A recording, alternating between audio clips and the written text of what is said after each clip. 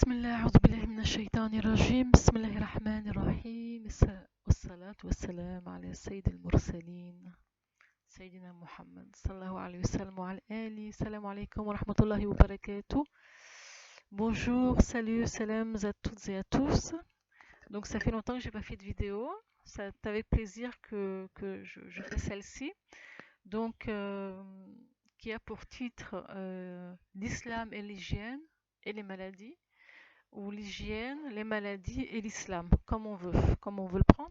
Ça me paraissait important de faire cette vidéo pour nous rappeler un peu euh, l'importance en fait d'apprendre la religion et l'importance de la mise en pratique des enseignements islamiques. Euh, donc pour cela, on en revient au tout début de la création de l'homme, quand Allah subhanahu wa ta'ala a créé notre Père à tous, le Père de l'humanité, donc Sayyidina Adam alayhi salam. Allah subhanahu wa ta'ala nous dit que il a donné à Adam la séance, il a appris à Adam le nom de toute chose. Et les savants nous apprennent que quand Allah subhanahu wa ta'ala dit qu'il a appris à Adam le nom de toute chose, c'est-à-dire que en même temps que l'apprentissage des noms de chaque chose, il leur a aussi appris l'utilité de chaque chose. Donc, quand on dit l'utilité, ça veut dire que ça renferme en fait tous les secrets que chaque chose peut contenir. Et dans ces secrets-là, il y a bien sûr les remèdes. Donc, les remèdes à toutes les maladies qui devaient venir, qui allaient venir en fait sur la terre, de tout ce qui pouvait se passer sur la terre au fur et à mesure des années, des siècles. Des millénaires, etc., avec le changement des choses, les maladies qui allaient apparaître. Allah subhanahu wa ta'ala, depuis le début, il avait déjà créé tout ça pour nous. Allah subhanahu wa ta'ala, alhamdulillah rabbil alamin. Aujourd'hui, donc, nous avons, Allah subhanahu wa ta'ala, depuis le début, a envoyé au fur et à mesure des messages et des prophètes afin de répondre aux besoins de leur époque. Et pour cette époque-là, Allah subhanahu wa ta'ala a choisi pour cette communauté le prophète Mohammed sallallahu alayhi wa sallam, qui est le dernier des prophètes, avec un livre saint, le Coran, le noble Coran, qui donc est là depuis 14 siècles aujourd'hui et qui est valable jusqu'à la fin des temps, jusqu'à la fin de la vie de l'homme sur cette terre-là. Et on aura encore des surprises après le jour de la résurrection de la science qui est contenue dans le Saint-Coran. Donc Allah subhanahu wa ta'ala ne nous a pas laissé comme ça sur la terre sans rien, mais il nous a donné les remèdes et les remèdes à toute chose en fait. Et si pour aller bien, il suffit de revenir vers cette séance-là. Dans l'islam, l'hygiène fait partie de la foi, intégrante, fait partie intégrante de la foi. On ne peut pas avoir la foi et ne pas être propre. C'est pas possible, c'est pas compatible.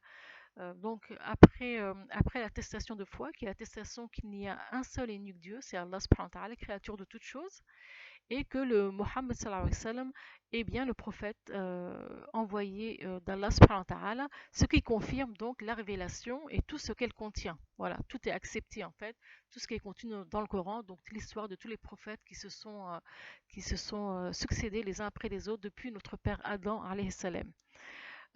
Donc depuis 14 siècles, l'enseignement était que après la shahada, le premier pilier, le deuxième pilier, c'est la prière obligatoire. Donc le musulman, 5 fois par jour, il fait la prière obligatoire.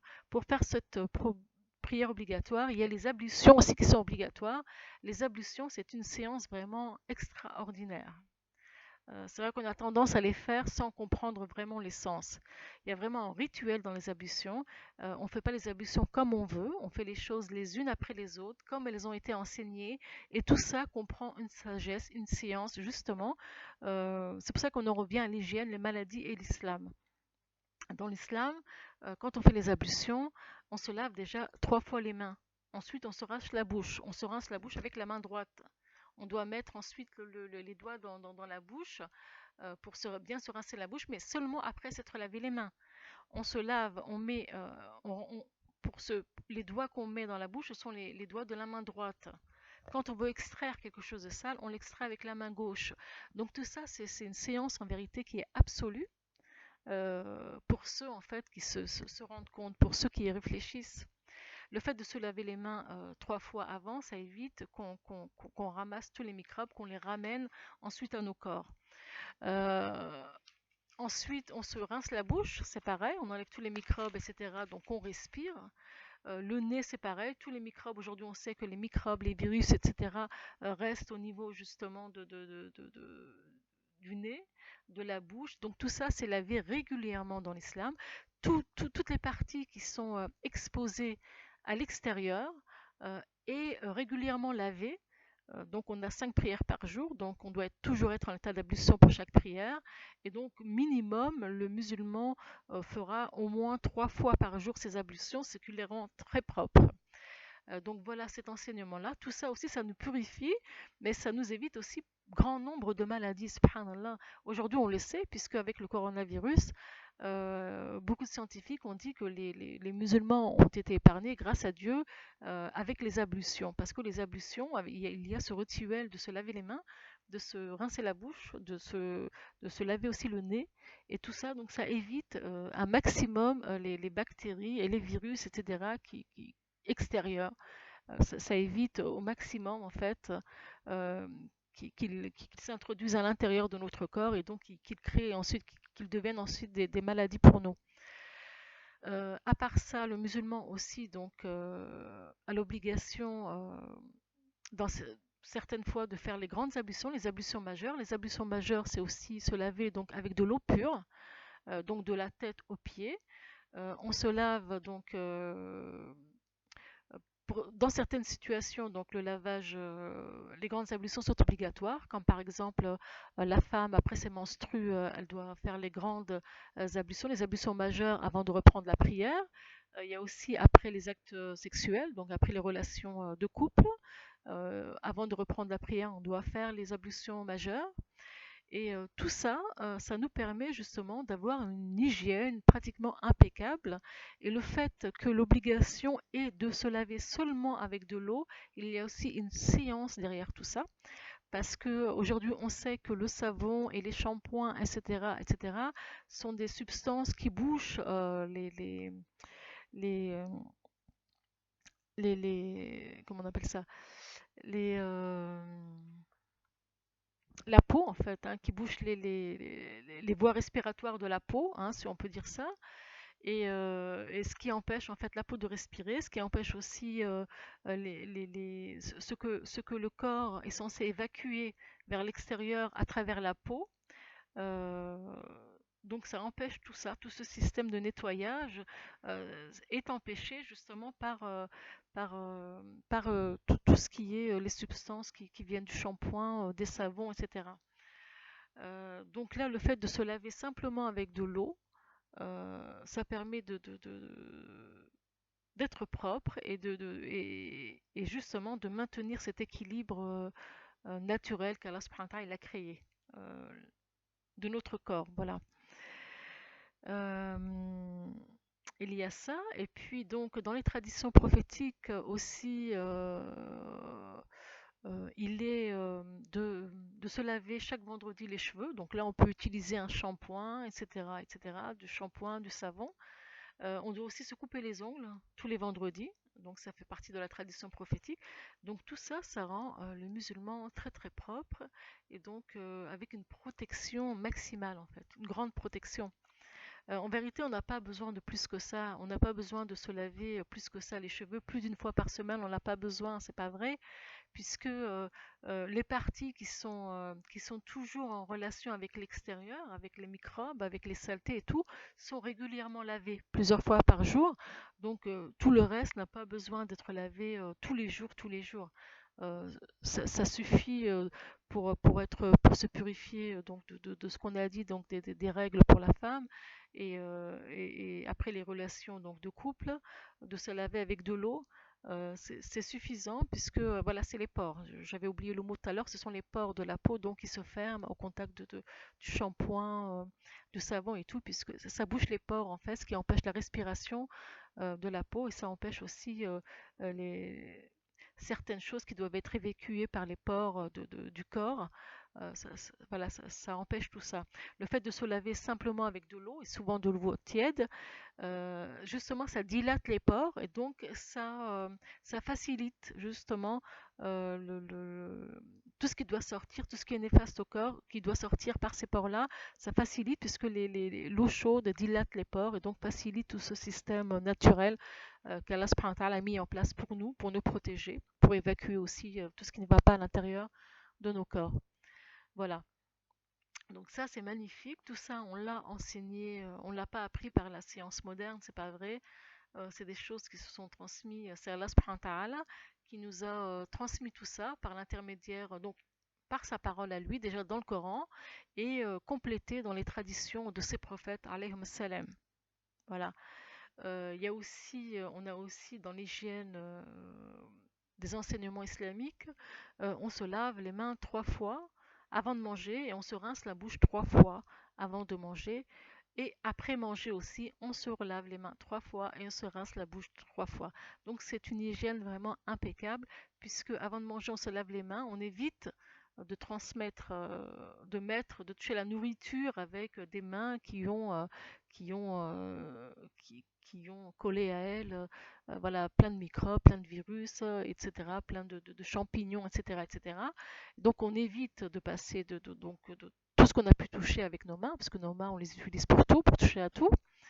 Donc on les lave 3 fois et on évite aussi que tout ce qui a pu se coller à notre bouche par la respiration ou autre puisse passer dans le tube digestif. Donc on rince la bouche, donc on extrait un peu tout ça, ce qui peut être extrait en tout cas. Donc c'est vraiment une séance magnifique. Après le repas aussi, pour éviter que les aliments restent au niveau de la bouche et créer des microbes, ou au niveau des mains, on se lave aussi. Donc c'est vraiment impeccable. Franchement, Allah subhanahu wa ta'ala, il nous a vraiment donné une religion complète. C'est pour cette raison qu'en fait, on a toute la science dont on a besoin dans le noble Coran. Il faut en comprendre le sens. On a tout en complément dans les traditions prophétiques, sallallahu alayhi wa sallam. Donc le Coran, ce qui est bien de revenir au Coran, c'est que le Coran ne peut pas être modifié. Mais on parle du Coran en arabe, puisqu'elle est la parole de Dieu. Et Dieu nous a dit qu'il allait la protéger, que Allah il protège le Coran. Donc personne ne peut le modifier en fait, parce que c'est Allah subhanahu wa ta'ala qui le protège. Les autres sources qui sont écrites, etc., peuvent être modifiées, trafiquées, mais pas le noble Coran. C'est pour ça que quand on ne peut pas faire autrement, on lit le Coran en français ou en la langue qu'on peut lire pour avoir une approche, mais simplement le Coran en arabe, c'est la révélation, c'est la parole d'Allah, c'est Allah qui parle. Personne ne peut traduire vraiment ce qu'Allah dit. On peut donner une approche selon les connaissances qu'on a personnelles. On peut donner une idée, c'est déjà ça, mais ça ne remplacera pas ce qu'Allah il a écrit, ce qu'Allah il a dit et les secrets qu'il y a dedans. Chacun pourra comprendre quelque chose, mais jamais tout. C'est comme ça.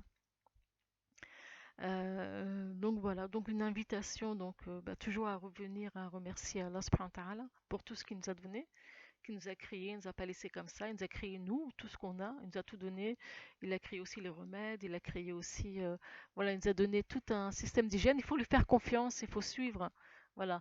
Ces prophètes étaient complètement au service de Dieu, au service de la communauté, ils n'ont rien fait d'autre, hein.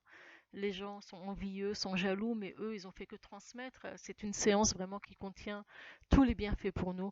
Si on veut bien vivre en tant que nous, avec nous-mêmes, et si on veut bien vivre avec les autres, la séance parfaite, elle se trouve dans ce qu'Allah subhanahu wa ta'ala a choisi pour nous. Voilà.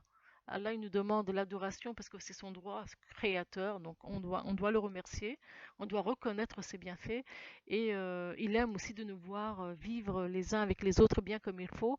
Et pour connaître comment le faire, c'est en suivant en fait ses révélations, en suivant ce que lui attend de nous. Voilà. Eh ben, j'espère que qu'on va être des serviteurs humbles, reconnaissants envers Dieu, reconnaissants envers les créatures, les bonnes créatures, mettant à profit en fait pour nous-mêmes et pour les autres ce qu'il y a de meilleur en nous et qu'on ne trouve en vérité que dans ce cas-là, ce que Dieu a révélé, c'est tout. C'est lui qui connaît, personne d'autre ne connaît. Voilà. Après, Allah, il donne la connaissance à qui il veut, c'est lui qui la donne, hein, la compréhension aussi. C'est lui qui la donne, il peut la donner, il peut la retirer, voilà. Il faut rester à sa place, qu'être humain, d'être humain, voilà. C'est tout.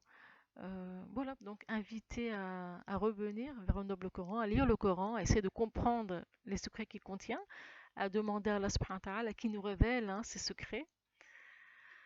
Voilà, ben pour cette vidéo, j'espère qu'elle sera utile pour moi, pour vous, pour tout le monde, Inch'Allah, et peut-être à très bientôt pour une nouvelle vidéo pour je ne sais quel sujet.